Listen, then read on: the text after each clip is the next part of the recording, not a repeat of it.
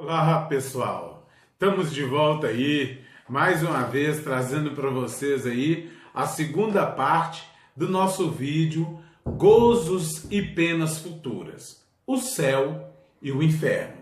Vamos então para a segunda parte do nosso vídeo, mas antes disso, dá um likeão aí, meu amigo, para você poder, pra gente poder ter mais visualização aí, o YouTube poder divulgar melhor esse vídeo para que mais pessoas possam receber as consolações do Mestre amado. Um abraço, meus irmãos.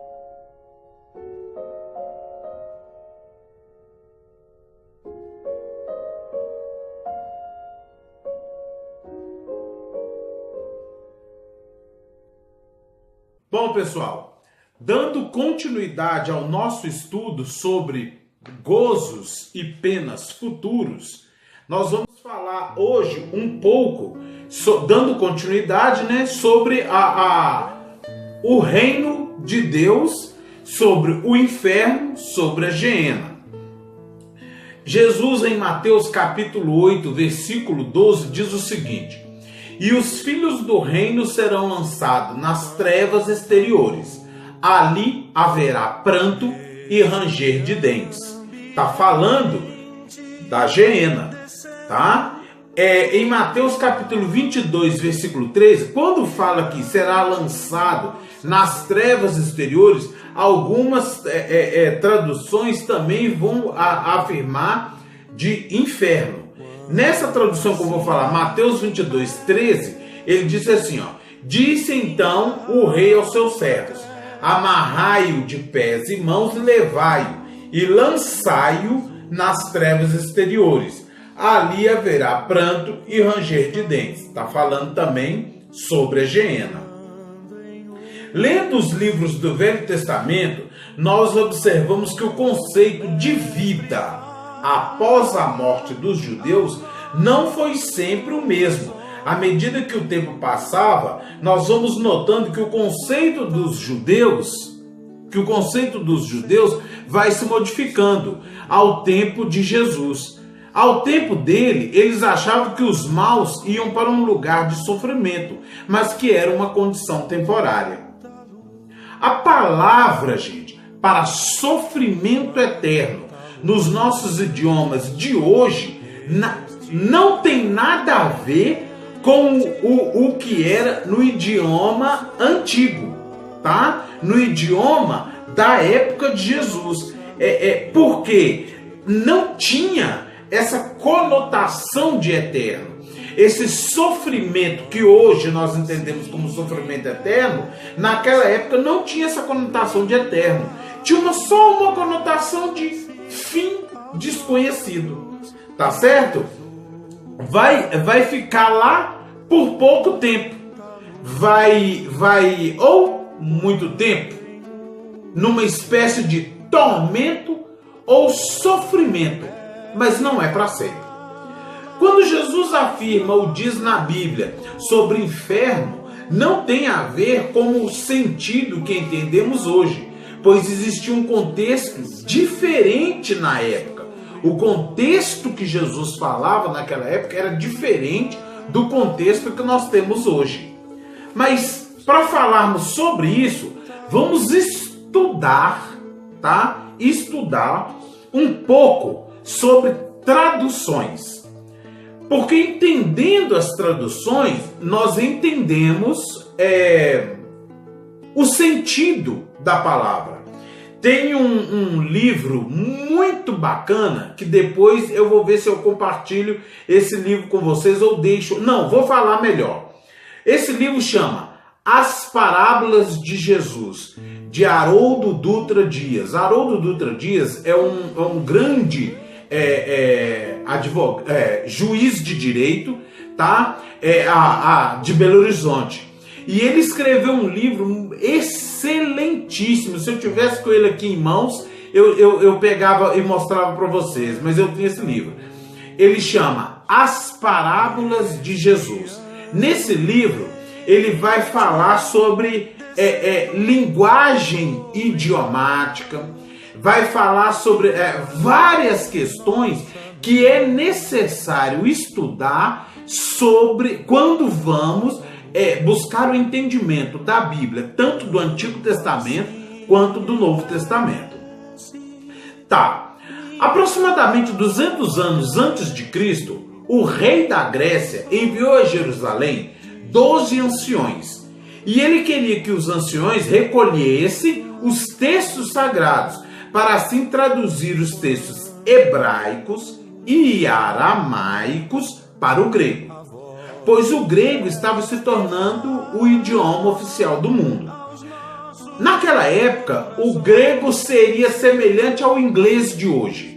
Hoje todo mundo não quer falar inglês, não quer ter uma palavrinha em inglês, não quer se relacionar financeiramente, é o dólar, tudo a língua. Você quer ir para um outro país, a língua prima que eles querem falar é o inglês, entendeu? O que eles querem divulgar é o inglês. Então hoje nós vivemos numa era em que o inglês é a língua mais importante que você consegue falar em qualquer país. Na época de Jesus, o grego era essa língua. Era a língua que se realizava comércio, era a língua tudo era feito, o comércio, tudo era realizado utilizando-se o grego como língua. É tanto que o Novo Testamento foi traduzido para o grego, nós vamos falar sobre isso.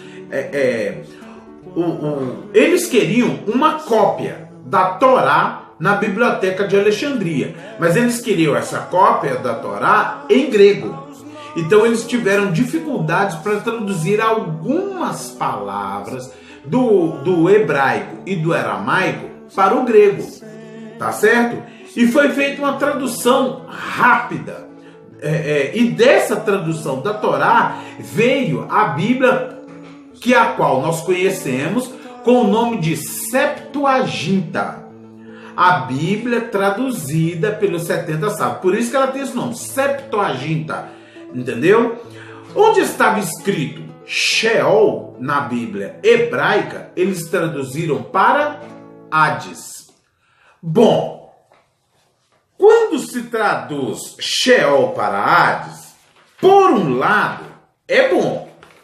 Por quê? Porque nós vamos entender um pouco a questão do Hades. O que é o Hades? O Hades dos gregos era dividido em algumas partes. Eu vou falar 3 principais que eu conheço. Dessas 3 que eu já ouvi falar, né, que eu já estudei, eu vou falar de 2. As 3 são: tem o Tártaro, que é o lugar de sofrimento. Tem o Bosque de Diana, que eu não vou entrar em detalhes aqui. E tem os Campos Elíseos. Quem assistiu aquele filme Gladiador, lembra que ele quando ele estava muito ruim, ou quando ele estava na guerra, ele sempre pensava num lugar onde ele passava a mão, num gramado, num campo de trigo imenso, em que ele via a família dele de longe. Aquele lugar ali é o que ele imagina ser os Campos Elíseos. Ou seja, os Campos Elíseos é um lugar de alegria, de encontro com a família, de encontro com os parentes desencarnados, com os parentes que já foram para o outro lado. Então, leva-nos a crer que o Sheol, né, ou o Seol, ou a Geena, era um lugar que tinha sofrimento, mas que tinha alegrias, né? Beleza. Só que os gregos, na hora de traduzir, não aprofundaram nos ensinamentos dos judeus, da Torá, cultura hebraica, para que pudessem ter os conceitos da cultura hebraica, para assim fazer a tradução para o grego. Porque aí eles iam fazer uma tradução e não iam colocar o Hades. Por quê? Porque na tradução de Sheol deles, o Sheol era um lugar de descanso. Não falava se era superior se era um lugar superior ou se era um lugar inferior. Mas quando se traduz para o Hades, Sheol para Hades, a gente vai entender que tem um lugar de tormento e tem um lugar de alegrias. Está entendendo aí o raciocínio? Então, eles erraram? Eu creio que não. Eu acho que a tradução deles, eu vejo que a tradução deles, colocando a palavra Hades, deu uma definição do que hoje a gente entende o assunto, mais ou menos, tá? Mais ou menos. Na Grécia Antiga, como eu estava falando, havia a crença no deus Hades que regia o submundo, o mundo dos mortos. Hades era o responsável pelo julgamento dos mortos. O submundo, para os gregos, se chamava mundo de Hades, ou simplesmente Hades. Aí eu vou definir para vocês, eu vou falar para vocês o que é o Hades. No Hades, submundo grego, existe o Tártaro, que seria um local de sofrimento, estou repetindo, mas também existia no Hades os Campos Elíseos, que seria um local de consolações. Na mitologia grega, vemos que algumas pessoas podem entrar e sair do Hades, ao contrário da doutrina do inferno. A doutrina atual que se tem do inferno é que, se você vai para o inferno, de lá você não sai nunca mais. Foi para o inferno, vai queimar lá eternamente. E não é essa doutrina que Jesus nos ensinou, não é essa doutrina que os apóstolos de Cristo deixaram para nós. Tá, mas continuando, o problema maior surge quando o Papa Dámaso I, 300 anos depois de Cristo, deu ao padre Jerônimo, esse padre Jerônimo aí a gente conhece, quem nunca ouviu falar de São Jerônimo, que é um santo, né, da Igreja Católica Apostólica Romana, mas sem problema, até aí. Olha o que acontece. Esse padre Jerônimo, foi a ele pedida a incumbência de traduzir os textos gregos para o latim. Na tradução de São Jerônimo para o latim, os termos Sheol, Céu, Gena, Hades, eles traduziram para inferno. E o que é inferno? Bom, até aí não tem problema. Olha para você ver o que é o inferno na tradução original para o que se entende de inferno hoje. O que se entende de inferno hoje você já sabe. Mas eu vou falar para vocês aqui o que se entende de inferno antigamente. Inferno é um termo usado por diferentes religiões, mitologias e filosofias, representando a morada dos mortos. Aí que vem o problema.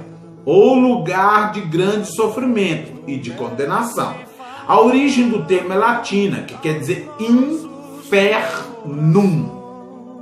que significa as profundezas ou o mundo inferior. Tá vendo aí o erro? Agora aqui que deu o problema da tradução. Porque se o Hades tinha uma divisão de lugar de consolação e lugar de tormento, o inferno não. O inferno é só o lugar de tormento. Não condiz com as traduções do Novo Testamento. Por que não condiz? Porque nas traduções do Novo Testamento não se fala na tradução antiga do Novo Testamento não se acha essa palavra inferno.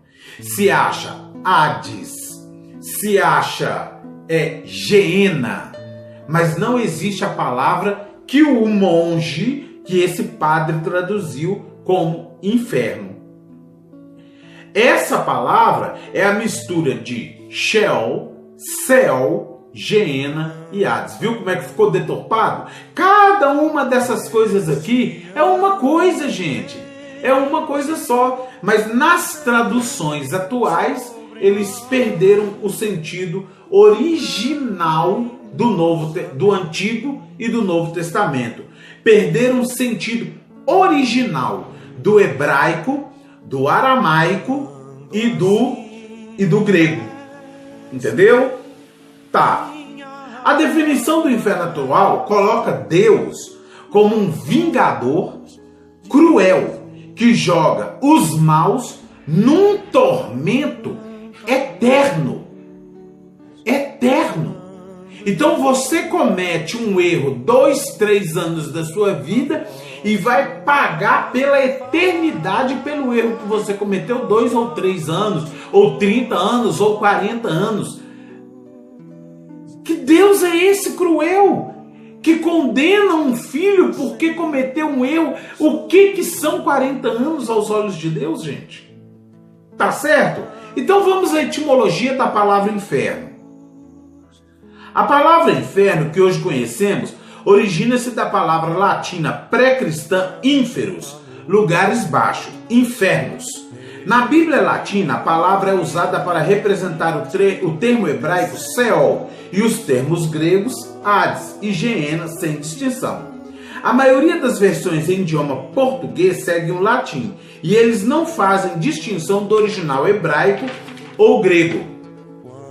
Então, aí a gente entende. Com o passar do tempo, muitas religiões interpretaram o inferno como destino de apenas alguns. Pessoas que não assumiram uma conduta louvável no ponto de vista religioso e que por isso foram condenadas ao sofrimento jamais visto pelo mundo material. Então, eu vou dar uma pausa aqui, tá, gente? Por quê? Para o vídeo não ficar grande, que hoje já ficou até um pouquinho mais. Mas, pessoal, o sentido do estudo é esse. A indicação hoje é esse livro que eu falei. As Parábolas de Jesus, de Haroldo Dutra Dias, tá? É um livro que vai ajudar a entender o hebraico, o aramaico, o grego e a entender o contexto do Novo Testamento. Eu gostaria de pedir a vocês que estão participando aqui, que se inscrevam em nosso canal, que possa ativar o sininho para receber as notificações das próximas, da continuidade desse estudo. E, além disso, dá um curtidão aí, gente, dá um likeão aí, porque quanto mais vocês curtirem, quanto mais vocês der o like aí, mais o YouTube vai divulgar esse nosso canal, tá? Para outras pessoas, esse vídeo para outras pessoas. O importante é Deus, Jesus e a caridade. Deus em primeiro lugar, Jesus em segundo, porque ele é o nosso guia e modelo. E a caridade, que é o amor, é o cerne do que devemos fazer em favor do nosso próximo. Meus irmãos, muita paz para vocês, que o Senhor Jesus, o mestre da vinha, ilumine os caminhos de cada um de vocês. Muito obrigado por essa oportunidade e valeu!